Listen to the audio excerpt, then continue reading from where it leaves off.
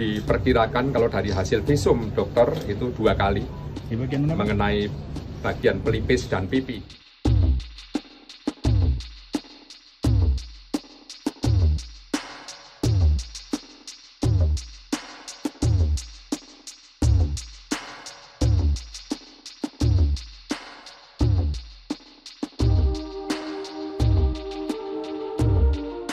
Pak, pelakunya berapa tembakan, Pak? Baik, sementara yang bisa kami informasikan pelakunya tunggal karena ini antara pribadi, tetapi apapun masih dalam pendalaman, kita juga belum menyimpulkan. Pasti kalau namanya pendalaman pasti akan mengait-ngaitkan dengan peristiwa sebelumnya dan apa yang mungkin terjadi yang sebenarnya, ya seperti itu. Tembakan memang benar ada tembakan. Berapa kali, Pak? Diperkirakan kalau dari hasil visum dokter itu 2 kali mengenai bagian pelipis dan pipi menembus bagian tengkuk, ya, itu diduga jaraknya dekat karena dari secara detail pada malam dini hari tadi, hari Jumat tanggal 22 November 2024 pukul 00.15 itu di saat berada di ruangan identifikasi, di saat akan mengambil handphone di kendaraannya, itu diduga diikuti oleh pelaku ini dan ditembak dengan cara yang sangat tidak manusiawi dan akhirnya juga tewas di tempat. Untuk pelaku menyerahkan diri atau bagaimana, Pak? Awalnya memang kita tidak tahu kalau pelaku akan menyerahkan diri karena jarak antara kejadian tadi malam dengan Padang itu kan tinggalnya kan di kota Padang, itu kan kalau malam ya 3 jaman lah. Tetapi saya mendapat informasi tadi saat kami perintahkan untuk tim bergerak mencari dan menemukan dengan dalam keadaan selamat pastinya, karena waspada, hati-hati karena yang bersangkutan juga membawa senjata. Tapi tadi pagi kurang lebih pukul 03.30 saya dapat informasi dari Pak Waka, dari Pak Irwasda, dari SPKT itu yang bersangkutan menyerahkan diri. Seperti itu. Barang bukti yang ditahannya apa aja, Pak? Sementara apa, Pak? Diduga pukul 00.15. Barang bukti yang kita amankan apa aja, Pak? Barang bukti yang bisa kita amankan ada mobil kendaraannya yang untuk perjalanan dari Solo Selatan ke Padang. Kemudian senjata api, jenisnya ya senjata api dinas lah.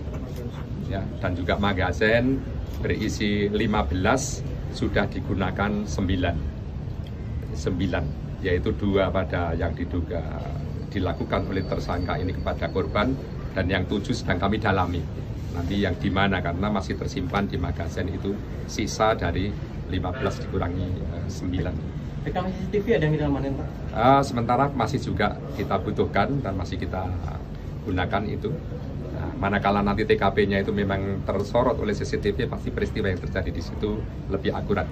Tetapi kita juga masih meyakini karena saksi juga ada di lokasi. Anggota reserse yang bersama-sama dengan Kasat itu juga ada di lokasi, sehingga juga bagian dari kesaksian. Korban dan pelaku sudah berapa lama bertugas di sana, Pak? Kalau korban memang baru kurang lebih 1 tahun, kalau pelaku sudah diperkirakan 3 tahun sejak tahun 2022 sampai saat ini. Sebagai PS atau pejabat sementara, sebenarnya ya dalam promosi itu andai kata mereka semua berprestasi, ya pastinya almarhum ini juga akan job kompol dan juga Kabak ini akan job kompol juga sama. Tetapi karena peristiwa ini terjadi di luar dari dugaan kita semua, pastinya ini juga suatu musibah yang pastinya kami tidak bisa memprediksi sebelumnya kalau akan terjadi seperti ini. Kami juga sekali lagi sangat prihatin, tetapi apapun peristiwa ini sudah terjadi, harapannya ke depannya kita akan lebih optimal ya di dalam pengawasan secara melekat kepada seluruh. Ada upaya perlawanan dari korban? Almarhum belum nikah. Almarhum ini masih bujang. Almarhum masih bujang, seorang yatim, dan bapaknya sudah meninggal sejak kecil, dan beliau hanya diasuh ibu. Dan pastinya karirnya sangat bagus karena dari perjalanan karirnya sangat hebat. Almarhum ini anak yang baik, anak yang juga respect, loyalnya tinggi, sehingga begitu saya perintahkan untuk tumpas habis tambang ilegal, terutama yang marak, yaitu galian C yang tanpa izin, atau apapun yang tanpa izin. Dia sudah mempunyai prestasi tinggi di bulan terakhir ini, laporan hasilnya juga sudah ada pada kami. Apresiasi kepada yang bersangkutan juga sudah kami lakukan. Ya, seperti itulah kira-kira. Jenderal, apakah pelaku itu membacking tambang ilegal atau bagaimana, Jenderal? Kalau kami terlalu prematur menyampaikan itu karena hubungan kedua perwira ini juga masih kami dalami seperti apa selama ini. Tentunya juga Kapolres Solo Selatan akan kami mintai keterangannya juga, karena yang sebagai komandannya langsung di Polres itu pastinya akan tahu persis bagaimana staf-stafnya, kinerjanya termasuk prestasinya, atau mungkin ada konflik of interest, kita belum mendalami itu. Ya, pastinya dalam proses pendalaman ini mohon waktu untuk kami nanti infokan selanjutnya. Sudah berapa orang diperiksa, Pak?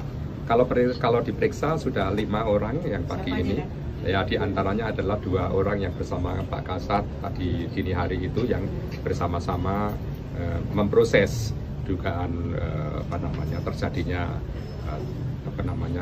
galian sirtu yang ilegal, galian C yang ilegal, dan juga termasuk saksi yang lain.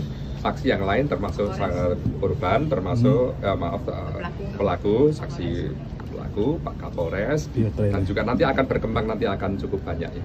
Kawan-kawannya yang mungkin selama ini dalam rangka menegakkan hukum walaupun tidak di TKP, nanti pasti akan kita juga